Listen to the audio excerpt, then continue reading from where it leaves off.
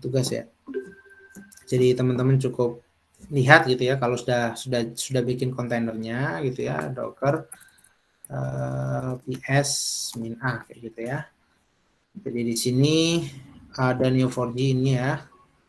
Jadi sudah bikin Neo4j, saya udah bikin Neo4j ini ya. Ya. Jadi seperti saya katakan beberapa waktu lalu bahwa kalau kita nggak menentukan namanya, dia akan memberikan 2 nama kayak gitu, nama seperti ini gitu ya, bebas gitu ya. Kadang namanya agak asing tapi mudah diingat gitu ya. Gitu. Atau kita juga bisa nanti langsung jalankan dari ID-nya ini ya. Biasanya kita nggak harus nulis semua, kita cukup nulis 3 digit atau 4 digit di awal gitu, dia udah paham gitu. Misal docker start apa gitu ya. Jadi misal tadi namanya apa tadi? Ini ya Sweet Levin ini ya. Ya saya bisa coba kalau kita langsung pakai ID-nya ya 65cc. Docker start 65cc kayak gitu.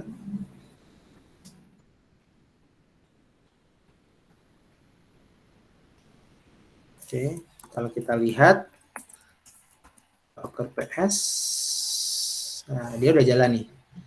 Dia sudah jalan 6 detik yang lalu. Gitu ya. Jadi kita bisa jalankan pakai name-nya atau bisa pakai container ID-nya. Ya.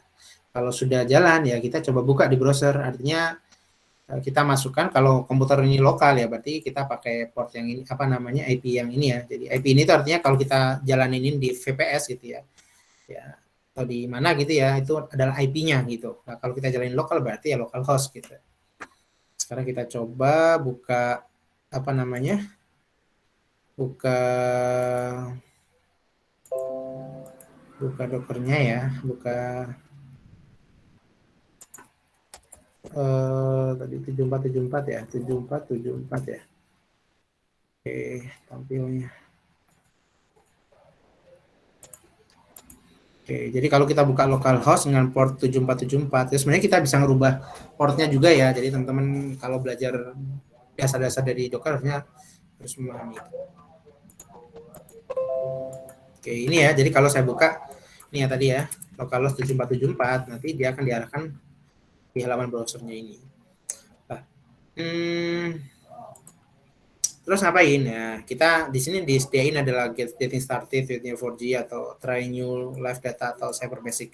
Nah, kita akan coba dari ini ya, dari Cyber Basic ini bagaimana cara bikin node, bagaimana cara bikin edge gitu ya, bagaimana melakukan query kayak gitu. Ini sudah disediain gitu. Jadi kita nggak usah cari-cari, nggak usah bikin. Tapi kita bisa bikin gitu ya. Kita dari sosial media kita ambil, kemudian kita bentuk dengan format ini, kemudian nanti kita bisa masukkan ke Neo4j. Kali ini kita coba ini ya. Aku klik ini. Nanti teman-teman, oke, ini ada panduannya ya. Kalau saya klik tadi open kayak tadi, muncul di sebelah kiri. Kalau kita next, pertama kita akan bikin node namanya ini ya, person ini ya, namanya Emil gitu ya. Jadi name-nya adalah Emil, kemudian dari from Sweden gitu ya, Swedia ya. Kemudian apa ini kalau itu apa saya nggak tahu. Jadi kita bikin node gitu ya, bikin node person gitu ya. Jadi si person tadi punya nama Emil gitu ya, kemudian dari Sweden gitu ya. Kalau kita klik ini aja, nanti akan muncul di sebelah sini.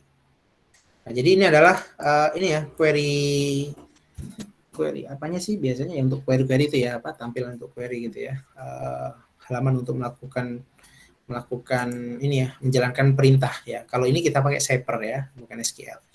Kalau kita run ya, dia telah membuat satu node gitu ya, buat satu node dengan 3 properties ya, komplit sebanyak selama 600 milisecond. Nah, kalau kita lihat isinya ya, kalau kita lihat kita bisa coba next nih ya. Ya. Kalau kita ingin cari ya kita pakai yang tadi ya seperti di slide tadi ada match ini nggak harus EE ya bebas ya nanti tapi ini harus sama dengan ininya gitu. Jadi kayak instance dari personnya kayak gitu. Jadi ingin mencari namanya adalah Emil gitu. Kalau kita klik nah, dia akan muncul seperti ini ya. Muncul seperti ini. Atau kita bisa lihat grafnya. Nah, jadi ini bentuk-bentuknya ya. Kalau kita mau over di sini kita lihat nih di bawah-bawahnya ini. Dan name Emil, kemudian dari from Sweden dan sebagainya gitu. Kita juga bisa bentuknya teks seperti ini bisa ya.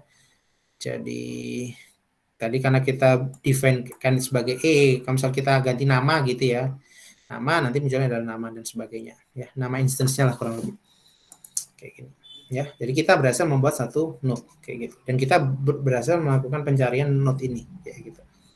Sekarang kalau kita next sini, sekarang kita akan coba bikin lebih banyak node dan bikin relasinya. Jadi ada namanya read, namanya Johan kayak gitu ya. Dia dari Sweden, dia learn surfing gitu. Jadi beda nih, fieldnya sudah beda gitu. Jadi fieldnya yang tadi pertama itu dia name, from, sama ini kalau tadi dia. Nah ini nggak ada, adanya adalah atribut namanya learn gitu ya. Dia belajar apa gitu ya, atau mungkin hobi gitu ya, mungkin surfing. Ada lagi si Ian ini dari England, dia titelnya adalah pekerjaan adalah author gitu. Gak ada hubungannya sama yang atas learn, dia udah beda gitu, apa namanya? Ya makanya disebut namanya semi structure gitu. Jadi nggak terstruktur gitu. Pokoknya dia punya kolom yang bebas-bebas aja kayak gitu. Nah, kemudian di sini ada from California hobi. Ini kalau ini hobi surfing ya, berarti mungkin beda ya antara learn sama hobi gitu ya. Oke, itu kemudian dibuat relasinya. Dia kenal dari tahun berapa dan sebagainya, siapa kenal siapa kayak gitu ya. Jadi bisa dilihat lah, kita bisa modifikasi kode-kode ini. Kita klik, kemudian kalau sudah diklik diapain? Ya kita run gitu ya, kita run kayak gitu. Ya nambah nih 4 label dan sebagainya kayak gitu. Jadi kalau kita mau cek lagi, misal nih di sini kita ingin mencari Emil's friend gitu ya. Emil's friend itu siapa saja sih kayak gitu ya. Jadi kita mencari Emil itu knows siapa gitu ya. Jadi Emil itu tahu siapa gitu ya, kenal siapa, jadi relasinya itu knows gitu ya, tahunya siapa. Kalau kita klik seperti ini, ya mungkin nggak familiar ya kita ya, karena memang nggak biasa pakai sintaks-sintaks seperti ini ya. Tetapi modelnya mirip. Jadi teman-teman cukup kalau belajar mungkin nggak akan terlalu lama kayak gitu. Jadi seperti ini. Jadi bahwa Emil itu punya friend ini, dan dia juga saling mengenal kayak gitu ya. Atau bisa bentuk seperti ini. Bisa bentuk seperti ini juga ya. Kayak gitu. Atau apa lagi nih? Oke, misal pattern used to recommendation Johan is learning. Oh ya, tadi Johan itu sedang belajar survei gitu ya. Dia ingin punya teman yang dia hobinya survei gitu ya. Gimana caranya? Kita bisa melakukan query, kemudian kita jalanin. Oh, bahwa yang hobinya survei si Alison kayak gitu. Dan seterusnya kayak gitu ya. Nah, sekarang kita akan coba data yang lebih kompleks lagi nih. Data yang lebih kompleks lagi. Nah, di sini kita bisa pilih ini ya, ada example di sini, ada movie gitu ya. Kalau movie kalau kita jalanin ya, jadi ada guide-nya di sini. Kita nanti diminta untuk create ini ya, movie dan datanya ya. Kemudian kita akan coba melakukan query finds dan sebagainya kayak gitu. Kita coba next. Oke, di sini kita disuruh bikin dulu note-nya gitu ya. Jadi di sini ada movie gitu ya, kemudian ada person-personnya ya, ada ini kan pemain metrik gitu ya, kemudian ada lah bintang-bintang film lah inilah ya, teman-teman mungkin kenal ya. Kemudian dia sebagai Keanu sebagai berperan role-nya sebagai Neo, kemudian pada film The Matrix, kemudian Carrie berperan sebagai Trinity. The Matrix, kamu The Matrix 4 ya kalau nggak salah ya, ada Lawrence dan sebagainya ya. Kemudian dan seterusnya kayak gitu ya. Jadi dia membuat sebuah note gitu ya, kemudian dia membuat relasinya terhadap yang lain gitu. Kalau kita klik, kemudian kita jalanin, ya.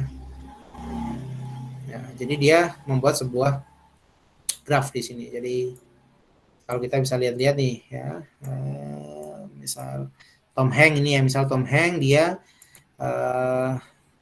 apa namanya, merupakan aktor gitu ya, jadi syuting gitu ya, acting gitu ya sebagai di film ini kayak gitu ya. Di film yang biru-biru adalah movie-nya kayak gitu. Kemudian yang warna oranye itu adalah person-nya kayak gitu. Ada relasinya. Ya, relasinya lagi apa? Misal movie ini itu diperankan oleh Tom Hanks, yang mana dia disutradai oleh produseri ya mungkin ya, oleh Mike siapa ini? Mike Nichols dan sebagainya lah. Ya, teman-teman bisa melihat seperti ini ya. Asik ini tampilannya nih. Nah, kayak gitu. Jadi kalau teman-teman punya data-data dari, pokoknya punya relasi itu bisa dimodelkan dengan seperti ini, dengan mudah. Ya, sekarang kita lanjut ke bawah tadi, kita coba next. Misal saya ingin mencari aktor namanya Tom Hanks. Kalau kita klik, kita jalanin, ini Tom Hanks kayak gitu. Ya, kita tahu informasinya di bawah dan name-nya siapa, born-nya kapan kayak gitu. Kemudian misal kita ingin mencari nih movie namanya Cloud Atlas. Kalau kita jalanin, ini ada movie-nya ya. Jadi kita bisa mencari movie, kita bisa mencari personnya. Kemudian mungkin kita ingin cari movie yang rilis pada tahun sekian kayak gitu ya. Kita search seperti ini ya. Karena dia lebih ke mencari itu aja ya. Apa namanya movie-nya saja ya. Atau misal kita coba yang lebih advance itu ya. Kita ingin mengetahui Tom Hanks co-author gitu ya. Jadi siapa sih yang bermain bareng sama Tom Hanks ini ya. Kalau kita klik seperti ini, ya kayak ini. Kita bisa mencari. Atau kita juga bisa mencari misal mencari people yang relate ke ini, ke movie yang ini gitu. Ya, kita bisa mencari. Ya, dengan cepat tentunya, dengan apa namanya, komputasi waktunya lebih kencang gitu ya daripada kalau misal kita paksakan dengan relational database. Oke. Ya, dan seterusnya ini ya, teman-teman bisa coba-coba cari relasinya siapa dengan siapa dan sebagainya ya. Dan ini juga bisa dibuat TA semuanya.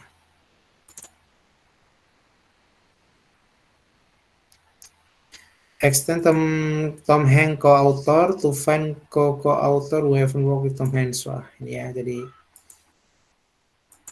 oke. Jadi seperti itu ya, jadi mencari yang tidak kerja bareng gitu mungkin ya.